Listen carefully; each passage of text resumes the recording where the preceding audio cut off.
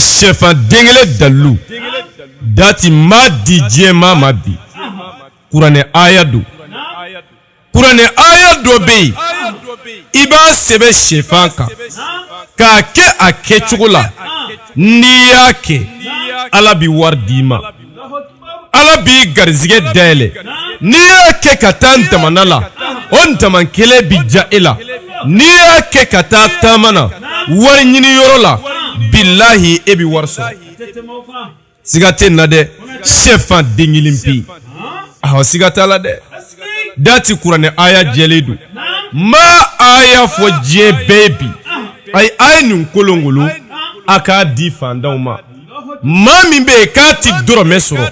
denbayatigi min bɛ kasi la wari ko la garizigɛ ko la a ye nin d'a ma ko Konate ko a k'a kɛ billahi gɛlɛya bi ban a ye anw miya o de kama dɛ an ye min dɔn an b'o de di diɲɛmaa ma n bɛna kuranɛ aya di diɲɛmaa ma suratul an'am kɔnɔ a aya 61 dati setigi Ala ko wa huwal qahiru fawqa ibadihi wa yursilu alaykum hafazatan hatta idha jaa ahadakumul mautu tawaffatuhu rusuluna wa hum la yufarrituna ay bigini fieta mesigaka ika sebe misigaka wa huwal qahiru fawqa ibadihi wa yursilu alaykum hafazatan hatta idha jaa ahadakumul mautu tawaffatuhu rusuluna wa hum la yufarrituna dati ibn zebe shefan dingili kan ka besebaka niya sebe shefan kan iba shefan balabala foyi ti ɲagamala o shefan dingili no mona o ta i k'a dun n'i ka ntamango hami i ka taa ndamanda la billahi dati maa sɔnna o maa ma sɔn o Ala bi sanu d'i ma walima a kɛ shefan kan i ka balabala n'a mɔna i bɛna taa examen kɛyɔrɔ la a dun ni o hami ye n'i taara o examen na o examen kelen bi ja e la i b'o passe siga tɛ na dɛ dati e bɛna taa Espagne walima i bɛna taa Algérie wari ɲini yɔrɔ la a kɛla diɲɛ jamana o jamana ni balabala i ka dun ni o hami ye e ka to voyage la k'a lajɛ ayi n'a bi kɛ maaw ta ye walima ni Ala ta don dati i bɛna ye kuma in bɛ faamuya ayi ni Ala tɛ foyi tɛ yen wa foyi tɛ se ka foyi kɛ ni Ala tɛ nka billahi Ala ye sababu kɛ kow la ayi siga tɛ na dɛ sababu ye tiɲɛ ye Ala de ye kelen ye Muhamadu ye Ala ka ciden ye wa foyi tɛ kɛ ni Ala tɛ nka dati ni daga sunɔgɔ so kɔnɔ ko Ala a diya Ala a diya jɔn ne bɛna d'i ma f'i ka wuli k'a ɲɛɲini de o tuma a ye boli a ka sababu ma gɛn diɲɛ yɛrɛ de sigilen don sababu kan ni sababu tɛ foyi t'i ye a bɛ faamuya e m'a ye Ala y'o fɔ an ye kuranɛ kɔnɔ k'a ban ko li kulli shay'in sababan ko sababu bɛ fɛn bɛɛ la ne Ala ka jɔnw a ye tugu sababu nɔfɛ ne Ala ka jɔnw a ye tugu sababu nɔfɛ Ala ye nin fɔ kuranɛ kɔnɔ a ka ca o tuma maa min sigila k'a bolo fila da sen kan k'u ye n bo u ye n dabali n tɛna don da la bilen i bɛ k'i yɛrɛ nɛgɛ dɛ wuli k'a ɲɛɲini foyi tɛ yen min tɛ se ka kɛ ko foyi tɛ yen min tɛ se ka kɛ wa maa tɛ dugukolo kan min tɛ se ka fɛn sɔrɔ fo n'i ma don sababu kan dɛ o tuma a ɲɛɲini e ma ye Iza wakati baara dati maa caman nana kɛ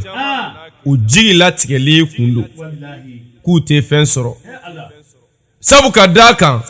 mori caman y'u nɛgɛ k'u ka nafolow dun ne y'a f'i ye moriya bɛ kasi la ɲɛji bɛ ka suuru a bɛ ka kule ko jɔn ne bɛ n'ale ɲɛji cɛ maa ma sɔrɔ fɔlɔ dɛ nka ne badenw a ye to a ka tiɲɛ ninnu lamɛn n'an zekiliw ma bilahi ala b'an dɛmɛ ayi dɔnni tɛ dugukolo kan min ka teli ka tɛmɛ kuranɛ kan o tɛ yen n'i t'a dɔn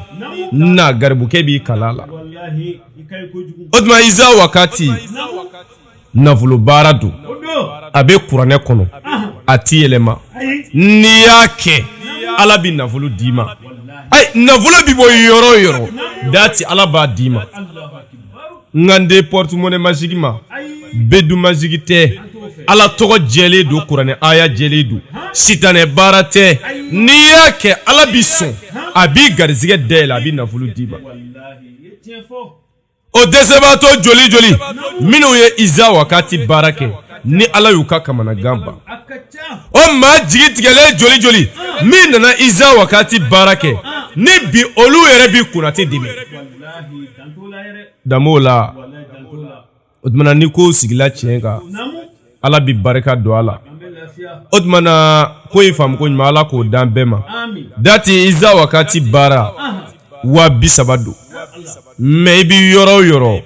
15,000 de bɛ sara fɔlɔ ani ka sɛ sɔngɔ 1,800 an bɛ baara kɛ baara ɲɛnen kɔ i b'i ka wari tɔ sara ayi ne ni mori gananiw tɛ kelen ye mori min b'aw nɛgɛ nɛgɛ dati o tɛ ne ye dɛ ne b'i se min na ne b'i kuma o de kan mais n tɛ se min na n b'a f'i ye n tɛ se o la n tɛ se nin na o ye tiɲɛya dɔ ye o a bɛ faamuya o tuma ne bɛ kuma nin kan sabu n bɛ nin ne dɔn wa n'i y'a kɛ ala bɛ sɔn a bɛ ɲɛ a bɛ faamuya o tuma baara in bɛ kɛ nin cogoya la 30,000 mais 15,000 bɛ sara n'i ka sɛ sɔngɔ 1,800 an bɛ baara kɛ baara ɲɛnen kɔ i b'i ka wari tɔ sara o tuma garibukɛ ka téléphone numéro o ye +223 72 24 02 98 n bɛ segin a kan +223 72 24 02 98 n'i ye weleli kɛ nin numéro in na a ka ca ala fɛ i ni garibukɛ bɛ ɲɔgɔn sɔrɔ n'a ma ɲɔgɔn sɔrɔ i ni n ka kalanden dɔ bɛ ɲɔgɔn sɔrɔ ni ala faama ka jɛ o la an bɛ dugawu kɛ lamɛnbaaw ye ka tila ka dugawu ɲini u fɛ n b'a fɔ rabbana zolamna anfusana wa illam taghfir lana wa tarhamna lanakunanna minal khasirin subhana rabbika rabbil izzati amma yasifun wa salamun alal mursalin walhamdulillahi rabbil alamin.